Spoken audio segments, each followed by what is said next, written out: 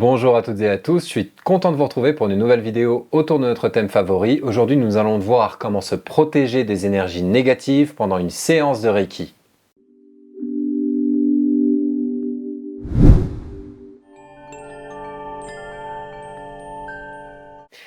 Alors, comment faire en sorte que lorsque nous donnons du Reiki, nous ne récupérions rien de négatif venant de notre client, que nous éviter d'ouvrir des canaux et que de mauvaises énergies entrent pendant la séance, pendant les traitements.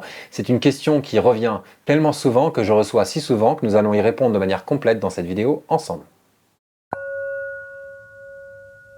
Existe-t-il des exercices de protection? Là déjà, je vous le dis, non. Parce que l'énergie ne vient jamais que de l'extérieur et pour se protéger, c'est l'attitude intérieure que l'on va installer qui va nous protéger des énergies potentiellement néfastes. Donc vous pouvez porter des pierres si vous voulez, faire des rituels, mettre des gousses d'ail ou utiliser de l'eau bénite, mais ça ne vous protégera pas beaucoup. Mettre du sel autour de vous protégera un peu, mais pas tant que ça. Ce qui va vraiment vous permettre de vous protéger, c'est votre attitude, votre posture. Quand on fait du Reiki, on a besoin de rien d'autre que de nos mains et de l'intention d'utiliser l'énergie. On va donc voir comment est-ce qu'on peut se posturer, quelle attitude on peut mettre en place pour être pur canal Reiki, protégé dans toutes les situations. Déjà, commençons par comprendre dans quelle situation on peut récupérer des énergies négatives. Lorsque vous avez un client qui vient vous voir, évidemment, il est rempli d'énergie négative. Quelqu'un qui vous demande une séance de Reiki a de gros problèmes énergétiques. Vous pouvez récupérer l'énergie négative de vos clients dans les cas suivants. Le premier, c'est votre peur. La peur attire l'énergie négative. On comprend donc que si vous avez une peur intérieure, vous avez un aimant énorme qui va attirer à vous des énergies négatives. Vous pouvez mettre entre les deux un exercice de protection, une pierre, un flambeau, une bougie, mais elle ne vous protégera pas de cet aimant intérieur qu'est la peur. Commencez par lâcher la peur. Et pour lâcher la peur, installez-vous en tant que pur canal Reiki. Ressentez l'énergie et ayez l'intention de ne transmettre que du Reiki. Dans d'autres cas, on va récupérer une énergie négative lorsque l'on s'investit personnellement dans la séance. Personnellement, à l'inverse de transmettre l'énergie universelle. Lorsque l'on s'investit personnellement, notre énergie personnelle va être engagée dans la séance. On va donner notre énergie personnelle et donc récupérer l'énergie personnelle de l'autre. On ouvre un autre canal que le canal Reiki. Le canal Reiki est un canal universel. Et quand on reste canal Reiki, c'est-à-dire bienveillant, mais sans être impliqué personnellement, c'est-à-dire donner de l'énergie pour le bien de l'autre, mais sans décider de ce que ça veut dire, le bien de l'autre, en laissant l'autre découvrir par lui-même ce qui est bon pour lui, à ce moment-là, il n'y a aucun problème, on est protégé parce que nous repérons, nous prenons notre repère dans l'énergie Reiki. Alors bien sûr, ce genre de posture avec le client, cette posture professionnelle finalement, on ne s'investit pas de manière personnelle, s'apprend. C'est pour ça que j'ai conçu un stage de maître Reiki certifié en 200 heures où nous apprenons à nous détacher de tout ce que l'on pourrait mettre de personnel dans une séance. Pourquoi ? Parce qu'il y a un élément qui peut faire que l'on peut récupérer une énergie négative, c'est ce qu'on appelle le contre-transfert. Qu'est-ce que c'est qu'un contre-transfert? C'est lorsque j'imagine que l'autre fait partie de mon histoire. Lorsque mon client, la personne qui vient pour une séance, me rappelle une souffrance personnelle, un besoin personnel, et que je vais projeter ce besoin chez mon client. Je vous rassure, cela arrive à tout le monde. On va voir comment est-ce qu'on peut se protéger et guérir de ce genre de problème, bien sûr, mais comprenons d'abord ce que c'est. Un contre-transfert, c'est je reconnais chez l'autre quelque chose qui m'appartient. À ce moment-là, si on n'a pas été formé correctement à la relation professionnelle, on risque de projeter son vécu sur l'autre et ainsi créer une connexion personnelle. Ça s'appelle un contre-transfert. Restez donc bien canal Reiki. Installez-vous dans ce pur canal Reiki. Et lorsque vous sentez une émotion à l'intérieur de vous, souvenez-vous que c'est votre émotion personnelle.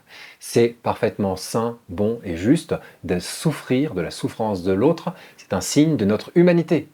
Nous sommes praticiens Reiki, nous sommes bienveillants. Lorsque nos clients souffrent, nous allons avoir une résonance intérieure, nous allons avoir de la souffrance et c'est parfaitement normal et sain.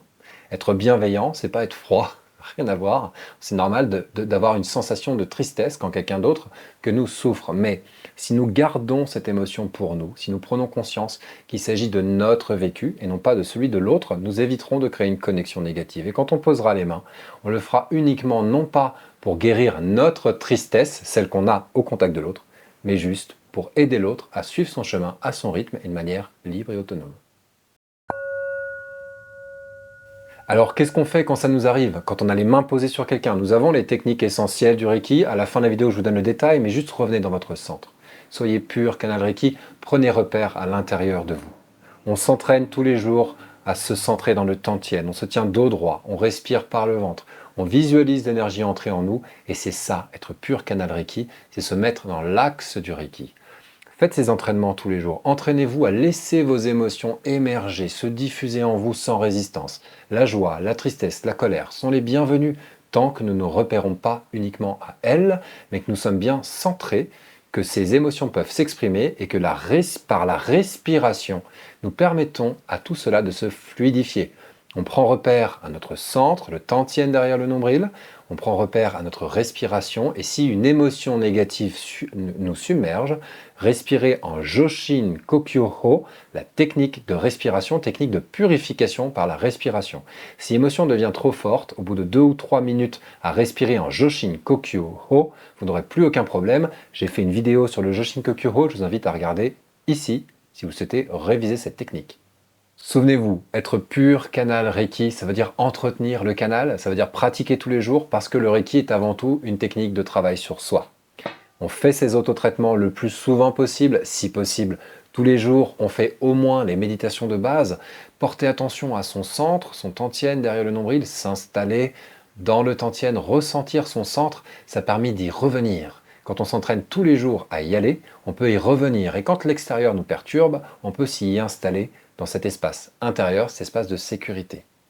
Entraînez-vous donc à développer votre perception du tantien tous les jours. Respirez en Joshin Kokyu-ho, la base, c'est une respiration profonde. Être pur canal Reiki, c'est inspirer par le canal l'énergie au tantien, retenir la respiration, ressentir l'énergie se répandre et l'expirer en la voyant sortir par la bouche, les mains et les pieds. Faites 5 minutes tous les jours, vous allez vous purifier peut-être des énergies négatives dont vous vous êtes chargé. Pratiquez le gassho, revenez au centre de vous et régulièrement donnez-vous des traitements. Ça peut arriver que l'on récupère une énergie négative en séance. Cela signifie que quelque chose d'une blessure intérieure s'est réveillé en séance. Dans ces cas-là, cela signifie que vous avez besoin peut-être de recevoir quelques séances. C'est parfaitement sain, ça arrive à tous les professionnels, ça m'est arrivé, c'est arrivé à d'autres. Et dans ces cas-là, on va voir un superviseur. Les superviseurs ne sont pas au-dessus de nous, ils ne donnent pas de cours, de stages, ils ne nous guident pas.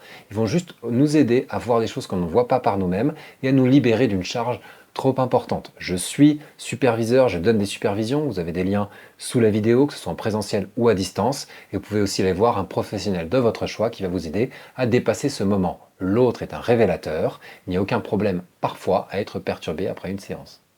Voilà les réponses. La protection énergétique, qu'est-ce que c'est? La protection énergétique, c'est avoir conscience de soi, conscience de son parcours. C'est faire ces exercices tous les jours et accueillir ce qui se passe.